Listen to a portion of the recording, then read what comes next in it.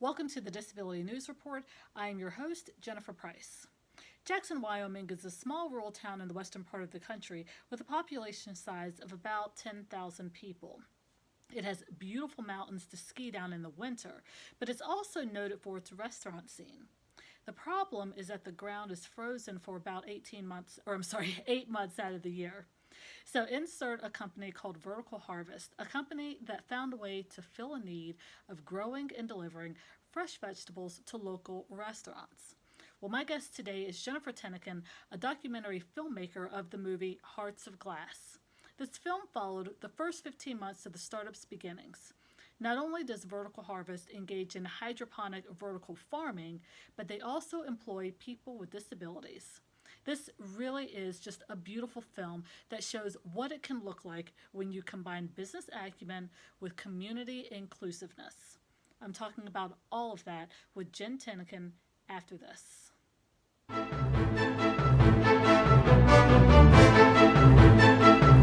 Specific coworker's body odor, and so I guess in order to alleviate the problem, she then began to spray air freshener to help out the situation, and then she was fired for spraying the air freshener.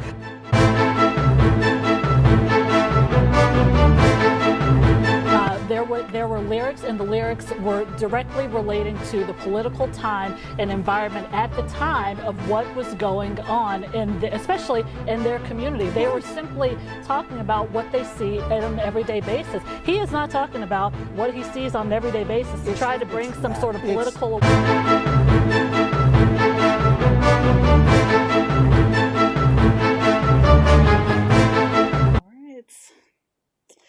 Hi, Jen. Welcome to the show. How are you? I am great. Thank you for having me. Yeah, thanks for being on. So I watched your film, and it was really just beautifully done. I loved how you weaved in so many issues that are inherent in the disability community that people may or may not know about, and you brought them up.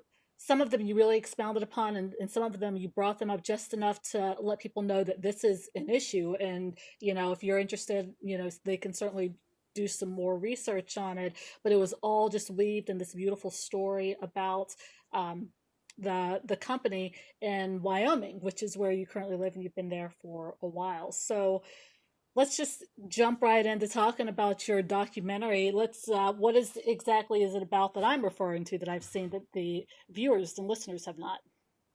So it's a documentary that covers the first 15 months of this very innovative hydroponic greenhouses startup.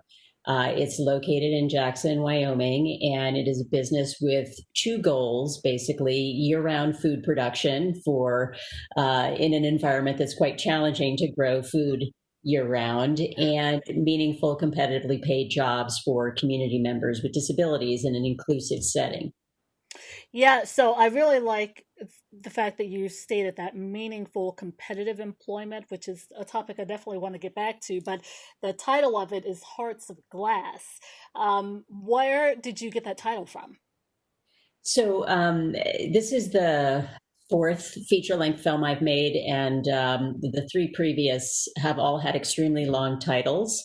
So I tried to make a conscious effort to make this one short and punchy. And I guess it's anybody who's about my age probably has very fond memories of the Blondie song "Heart of Glass," Yeah. but it's not Hearts of Glass. But anyway, Right. there's a good cultural reference there. But the hearts to me represents the people, and the aspirational goal, I think, of the greenhouse and the business, and glass refers to the greenhouse.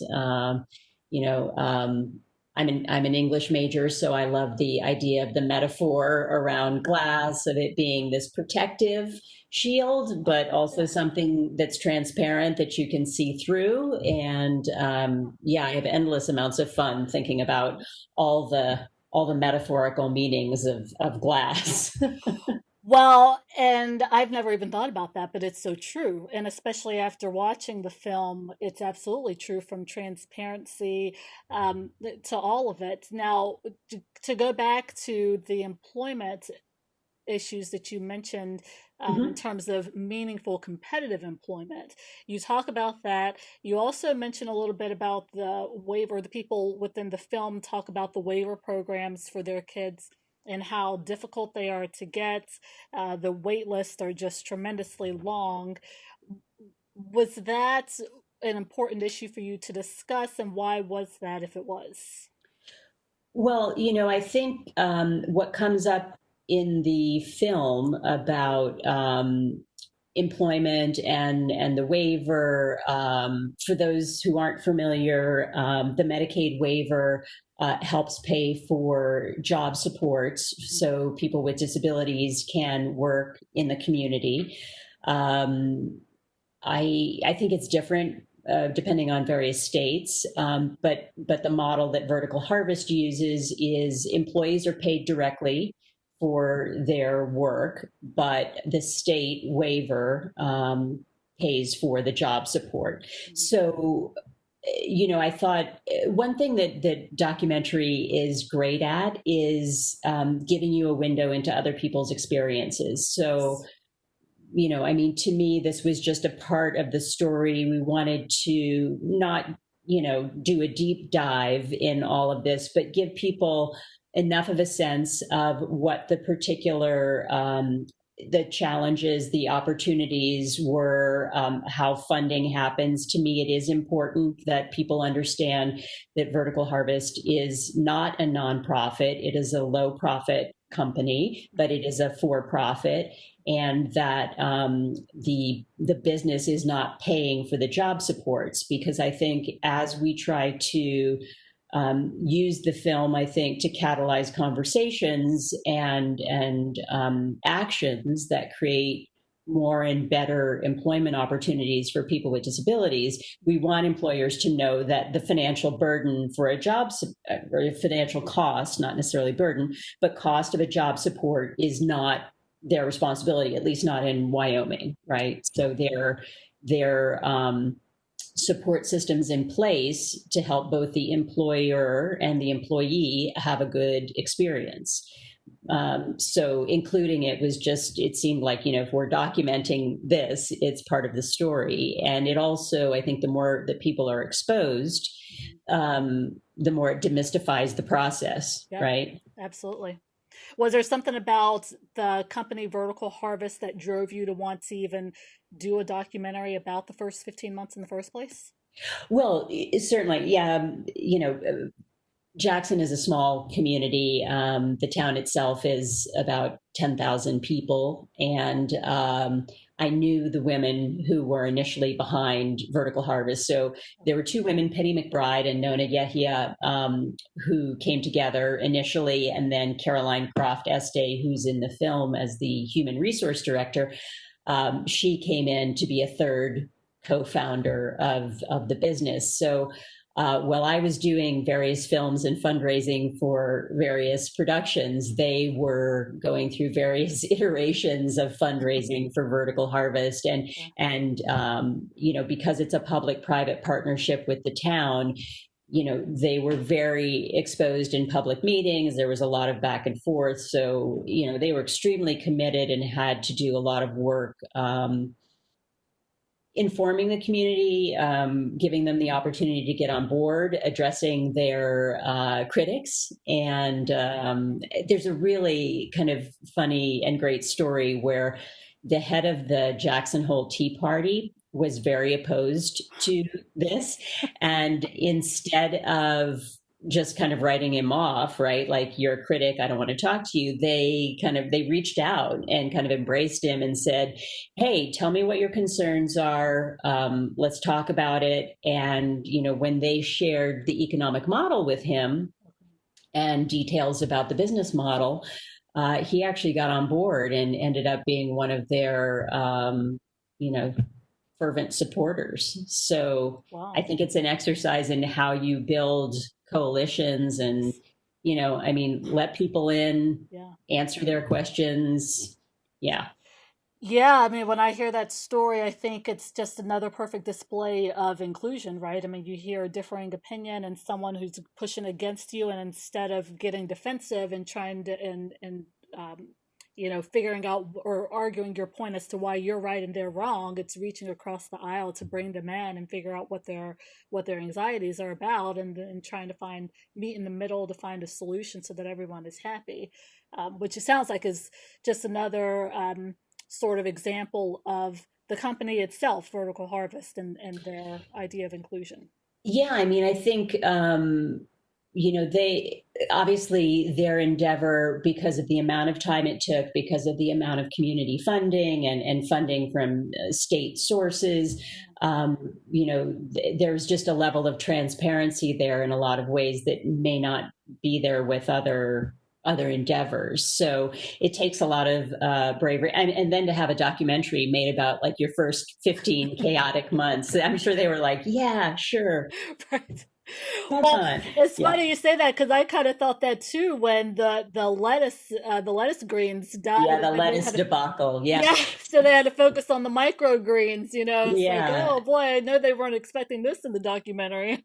Yeah, so Nona and Caroline both call the film adventures in sleep deprivation and weight gain. I mean, we interviewed people so many times with so many different hairstyles, and you can tell.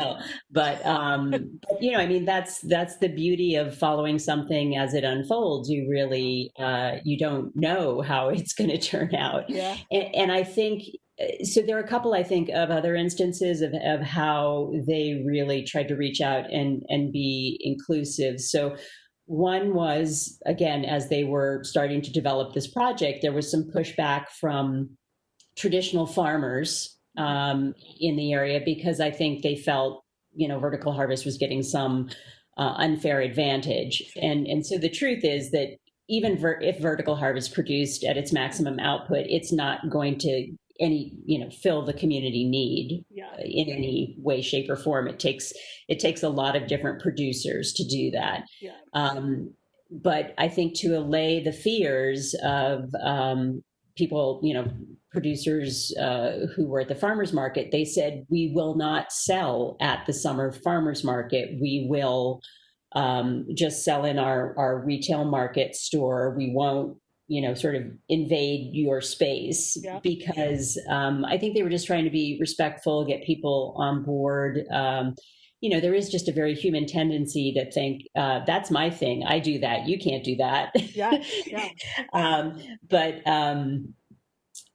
so our fiscal sponsor for the film, our nonprofit fiscal sponsor through production, was actually our slow food chapter here. And I don't know if you're familiar with the slow food movement, but it's an international movement. It actually started in Italy. It was in reaction to fast food. So their tenets are really around quality food, being delivered, at an affordable price, paying the people who produce our food a living wage, all of these kind of things, like good, clean, fair Yeah. food is what they're talking about. So to me, it was really exciting that I could get them on board as our nonprofit fiscal sponsor through production of the film, because they got that a story about this vertical farm would elevate the conversation about local food in general. That it wasn't specifically, nobody's saying that all of anyone's food should be produced in a hydroponic farm, Right. or a vertical farm, but it is one of the tools that we have to produce food for a growing population, and with less arable land, all of those kind of things. Well, I agree, and certainly it's one of the things that I thought of when I was watching the film. Where can this be replicated? Because I went to law school in Minnesota, so I'm very familiar with long, cold winters and hard Right. frozen grounds. Um, so I kind of thought, this, Minnesota and just other cold places, especially, could certainly benefit from Vertical Harvest and what they've done. I'm originally from North Carolina, so then that aspect of it had me thinking, and very appreciative of the fact that they did not compete with the farmers, because I know down south for sure they would also the farmers would be concerned about that as well. So yeah, there are definitely different things to take away from that. From my perspective, what do you hope that viewers take away from your film? Um, well, I'd love them. So, one amazing thing about the film for me, in terms of how we've seen it resonate with audiences and different audiences, is because it's not just a film about disability, because it's not just a film about innovative, sustainable agriculture or community impact businesses, you have an opportunity to cross pollinate with your audiences. So someone comes in because they're a foodie and they're interested in the ag part of it, but they leave knowing more about the employment challenges that face people with disabilities. You know, I think we all take choice around employment. Many of us who don't have disabilities take that choice for granted, and this film, I think, expands that, opens people's eyes, minds, and hearts around those kind of issues. Someone, you know, who does have an interest in disability comes in and learns something about how people grow food hydroponically or what a social impact business is. So I sort of have a rich and diverse idea of how people can take things away from this film. But if I had to say one thing, it's that innovation and inclusion not only benefit, I mean, they benefit society at large. Sure. And not just particular groups of people. So I'm hoping that when folks see this, they begin to embrace that. They also begin to break down the barriers, any barriers around us and them, Mm-hmm. right? Right. So I love the fact that you know, we focus on a lot of different characters. I think after seeing the film, if you ran into a number of people on the street, you'd be able to have a conversation with them, Yeah. you know, whether or not they have a disability. So, you know, I find that that's very valuable, just in breaking down stigma and realizing that disability is just part of the human condition and part of diversity. And I believe that what we're seeing with the social movements that, you know, are really there's a wave right now that you know, we're all beginning to focus more on how we can be effective allies, Mm-hmm. and that we can be, that ally maybe should be a verb and not a noun, right? So I may think I'm being an ally speaking for someone with a disability, but I'm probably not. You know, like Sure.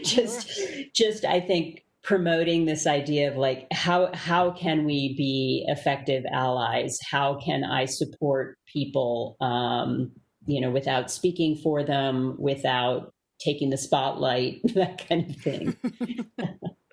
Well, and just to sort of piggyback on what you were saying in terms of people with disabilities working in a company that deals with innovation, it really made me think about the mom who was interviewed, who stated that she appreciated the fact that it did not involve her son working in the three F's: food, filth, or flowers, which she said are the stereotypical type of categories where people with disabilities are generally, I'm going to say, kind of shoved off, quite frankly, and food in the derogatory sense, you know, maybe like trash or something to that effect. So I really thought also that it was a beautiful way. I, first of all, had never thought about that and didn't realize that.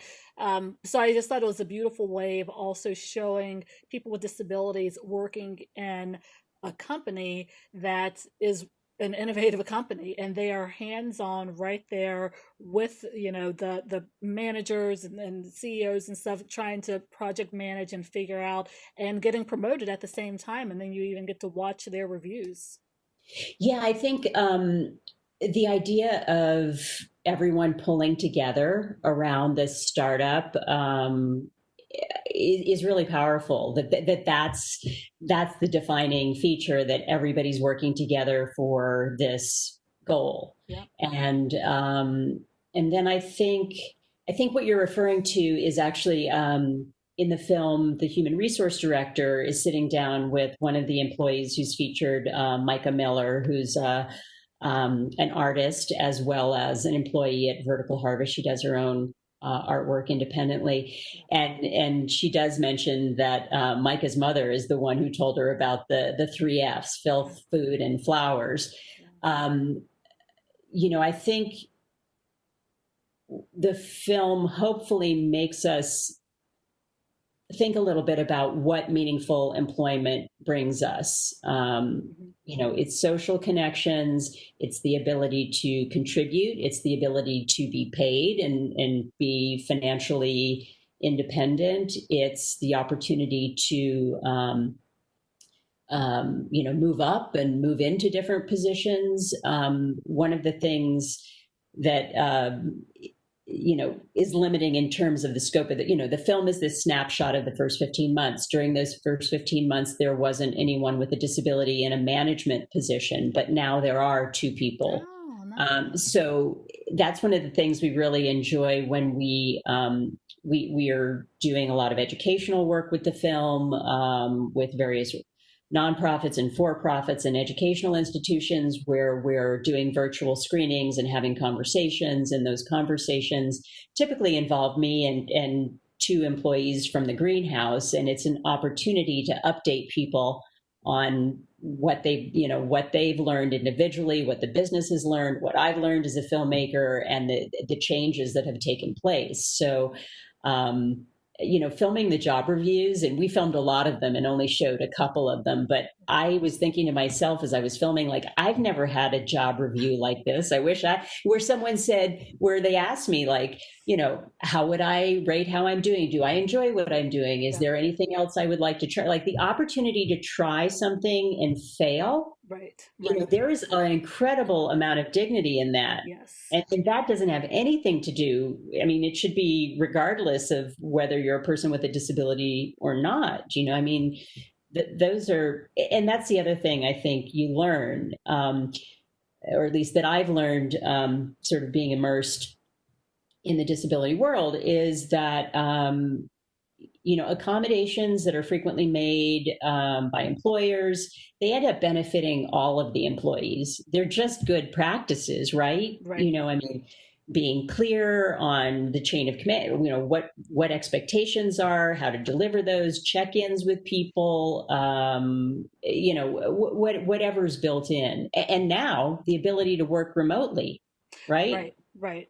Which, Yeah, I mean, I think people with disabilities are like, thanks very much, you're welcome. We were saying this could work for, you were making such a big deal out of it, and then everything switched and it's okay. Yeah. Yeah, I mean, I think it's like you said, I think some of the things are things that we have taken for granted and just assume that everyone would know or should, I don't know, just deal with. But they may be considered an accommodation when you're talking about a person with a disability, when the reality is something like giving appropriate and good communication and the chain of command and direct instructions of your expectations, like all of that should be standard practice. There shouldn't be an assumption that I know the chain of command simply because I don't have a disability. So yeah, it definitely just makes everyone, whether you have a disability or not, a better manager and a better employee for sure. Mm-hmm. Yeah. Yeah. So there was mention of a task list, and that task list stated harvesting, packaging, and changing the world. Now, you may not have viewed your film as changing the world, but I think when I viewed it, to some extent, it wouldn't surprise me if someone viewed your film as changing the world, or at least leading a conversation that much further to change. So, do you see your film that way, as at least being contributory to changing the world? Absolutely. This is, I've done a number of documentaries, but this is the first documentary where we've had a legitimate sort of outreach and engagement campaign, and really felt there was so much there to get out of the film on so many different levels. Yeah. I think I mentioned we're doing a lot of screenings at academic institutions, and one of the reasons that I think it's so appealing is the content is really interdisciplinary. So you get people out of their silos, and you promote this cross pollination. And we all know that creative thinking, is essential to figuring out some of the problems that we're dealing with. So I do want the film to inspire and motivate people to deal with social and environmental issues, and consider the around sustainability, that there three factors that main factors where you're talking about sustainability. You're talking about economic sustainability, you're talking about social sustainability, and you're talking about environmental sustainability. And these are all complicated and rich topics, and we want the film to be a tool for these conversations. And we feel that working with various organizations, we can also create calls to action that are customized to the organizations that we're working with to promote real change. I mean, nobody's going to see a film and then go just immediately do something. Sure. They're going to, it can open minds, but then I think to use it to take it to the next step is really important. Yeah, definitely. So this film is out of Jackson, Wyoming, which is where you are, and most of your films have centered around Jackson, Wyoming. I think I read that you like to create films that focus on community, and your community is Jackson, Wyoming. So is there an unknown fact or fun fact unknown fact about Jackson? Yes. So the fact that, I think that most people don't know the county that we're in is Teton County. Okay.